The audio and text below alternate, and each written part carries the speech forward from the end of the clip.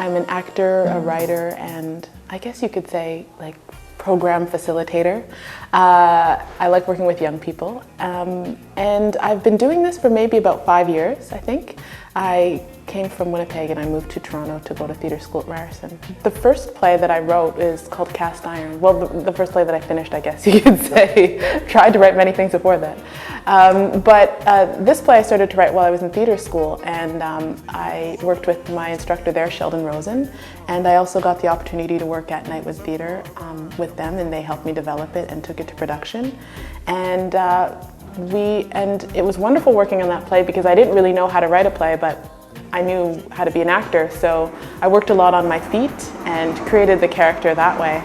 For me, I felt like this was a woman who had something to say, who didn't get the opportunity to be heard, and I wanted to give this character an opportunity to sit in front of an audience and tell her story and have them listen.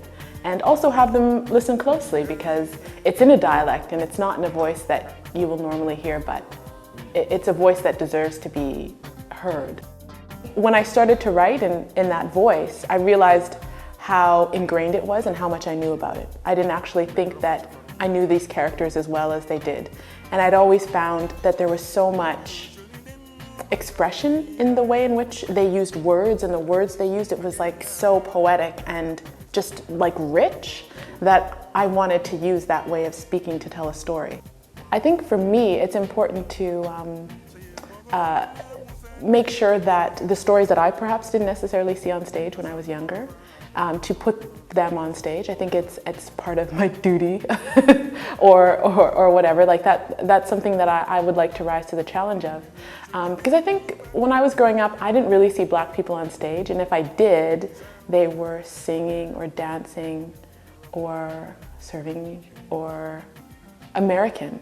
Like, so there was like no sense of like Canadian Black people. I was like, what? So I think that something that is important for me to do, that I really want to do, is to explore that voice, perhaps. I mean, I don't want to speak for a group of people, but I want to explore the voices and the people that perhaps I didn't get to see on stage, but I think should be on stage.